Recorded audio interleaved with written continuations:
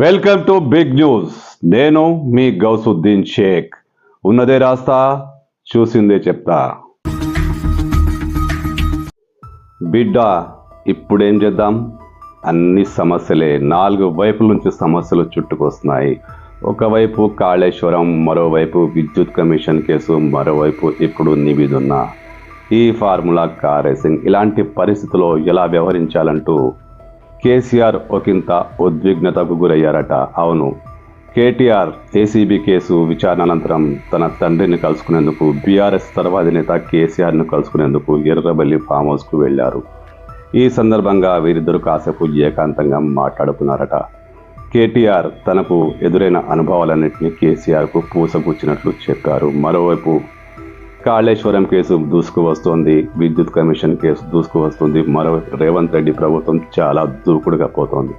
ఇలాంటి పరిస్థితుల్లో ఏం చేయాలో అర్థం కాక కాసేపు తండ్రి కొడుకులు ఉద్విగ్నతకు గురయ్యారట. పార్టీని ఎలాగైనా కాపాడుకోవాలి. రేవంత్ రెడ్డి ప్రభుత్వం కక్ష సాధింపు ధోరణితో ఉంది.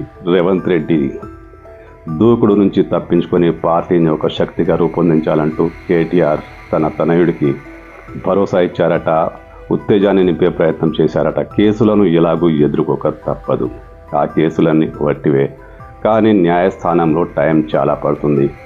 దీనికోసం సుదీర్ఘమైన న్యాయ పోరాటానికి సిద్ధంగా ఉండాలని కేటీఆర్కు కేసీఆర్ ఉద్బోధించారట. అంటే ప్రజా ఉద్యమాలు కొనసాగిస్తున్న న్యాయ పోరాటానికి సిద్ధం కావాలని, ఇది సుదీర్ఘమైన పోరాటం అని కేసీఆర్ తన అనుభవానంతా రంగరించి కేటీఆర్కు నచ్చజెప్పే ప్రయత్నం చేశారట.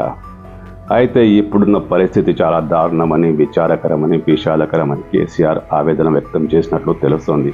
మరీ ముఖ్యంగా రేవంత్ రెడ్డి కక్ష సాధింపు చర్యలకు పాల్పడడం, పార్టీని నాశనం చేసే స్థాయిలో చర్యలు తీసుకోవడం పట్ల కేటీఆర్ ఒకంత ఆవేదనకు గురయ్యారట. ఇవన్నీ అధికారిక వార్తలు కాదు, కానీ పార్టీ వర్గాలు చెప్తున్న విషయాలే.